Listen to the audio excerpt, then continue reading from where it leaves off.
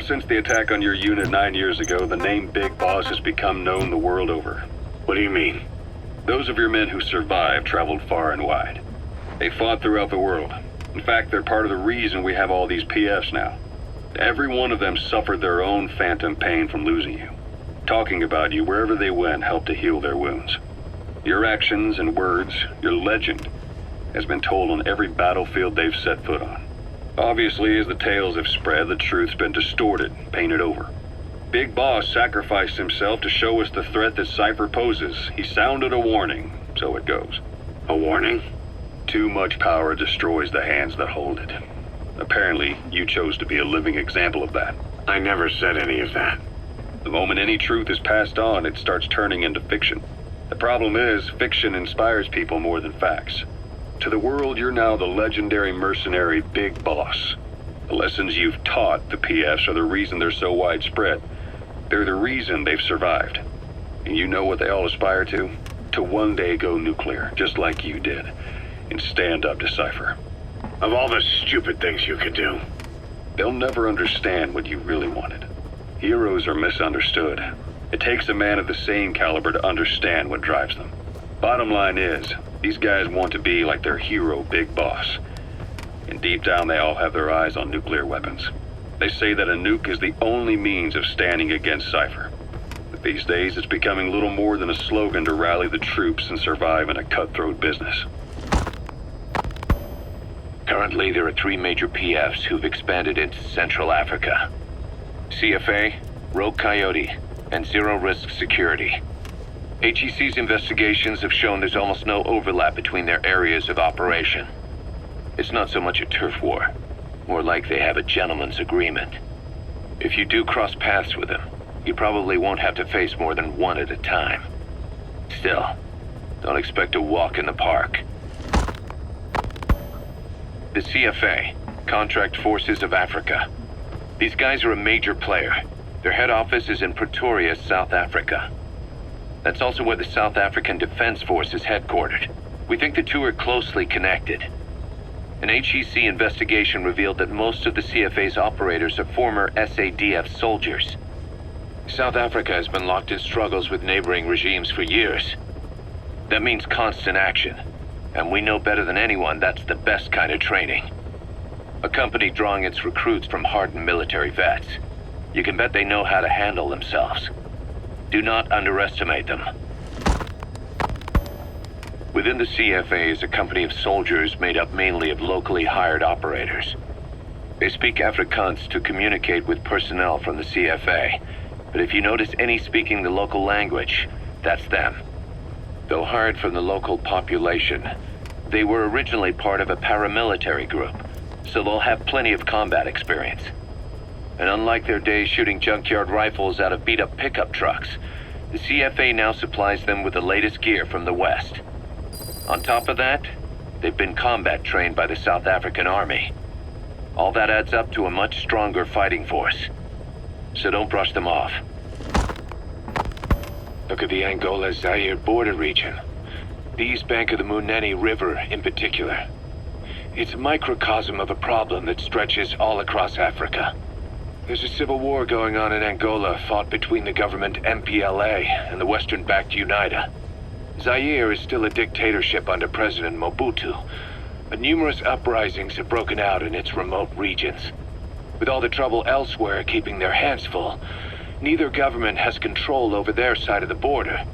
They depend on militias and PFs, as do the rebels. Government forces, guerrillas, militants, groups of all shapes and sizes hawk whatever resources they can to hire PFs. Conflict brings PFs. PFs expand the war zone, and more conflicts erupt in a continuous chain reaction.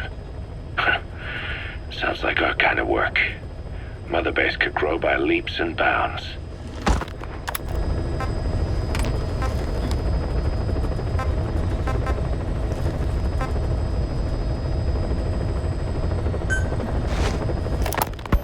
Hard to believe how many of those bipedal weapons have popped up around Africa. When did that start? No more than 6 months ago. Didn't really hit me until I came here. They're not supposed to be in use yet. Emmerich says they were still doing the last round of fine-tuning. The doctor has no idea. His research has already hit the black market.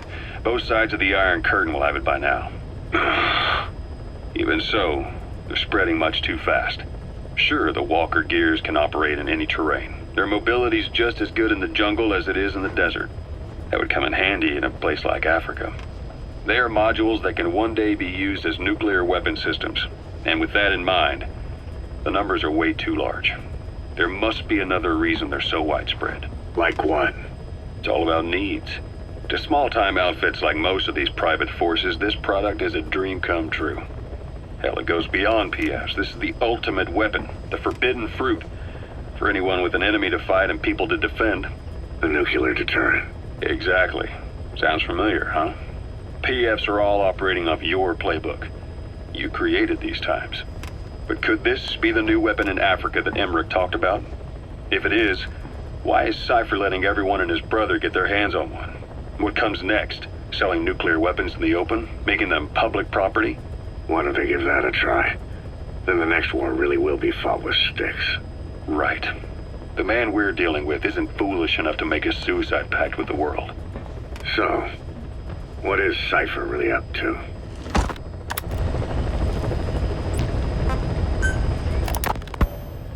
Zero-risk security aren't as hardcore a military outfit compared to the other two PFs in this region. The company sends operators to conflict regions around the world, not just Africa. They have decades of combined experience. They're also based out of South Africa. Their headquarters is in Johannesburg. A lot of their work involves corporate security for South African companies, but a good number of their operators are retired South African military. So don't mistake them for a bunch of security guards.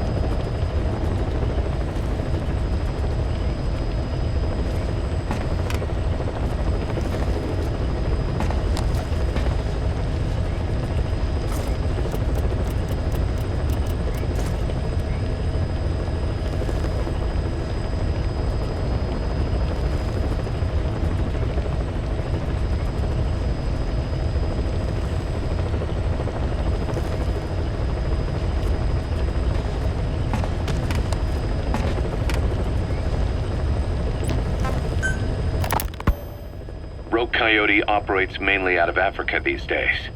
Of the three PFs, they're the smallest. However, they scooped up most of the Rhodesian SAS after the country collapsed 4 years ago. Picture their entire organization as one big special forces unit. With Rhodesia a British colony, the Rhodesian SAS had its origins in 22 SAS Sea Squadron. They started out as a group known as the Southern Rhodesia Volunteers.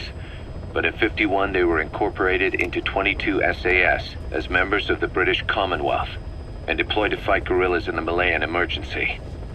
Even now, 22 SAS keeps the Sea Squadron designation empty in recognition of their service. In a way, you could say the SAS almost makes up the core of Rogue Coyote. Later on, they were bolstered by other talent including former Cella Scouts and 32 Battalion. These guys are direct descendants of the best special forces in the world. They won't go down without a fight. Don't get careless. Kunganga Mine. A civil war's been going on in that region for the last 20 years. It's being fought by what are now two ethnic groups, the Buta and the Mbele.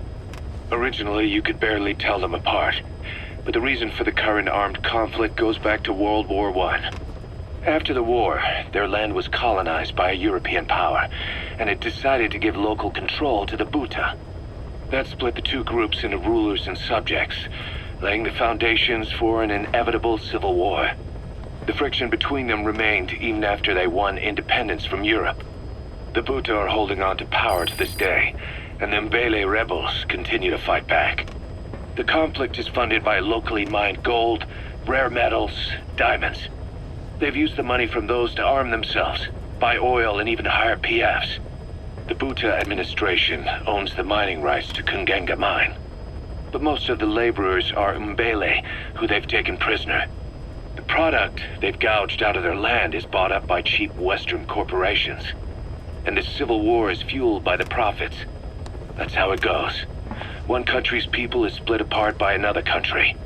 Then the two groups tear up their own land for money in order to fight each other. Now this civil war started by a foreign power is the norm, and it's sucking up all the country's resources. PFs are just the same. They follow the money, taking war with them wherever they go. That goes for us too. It's an endless river of bloody retaliation, and we're standing downstream. Should we make a stand and staunch the flow? Or wade in amongst the corpses and make a bigger splash than the rest? We'll follow your lead, boss.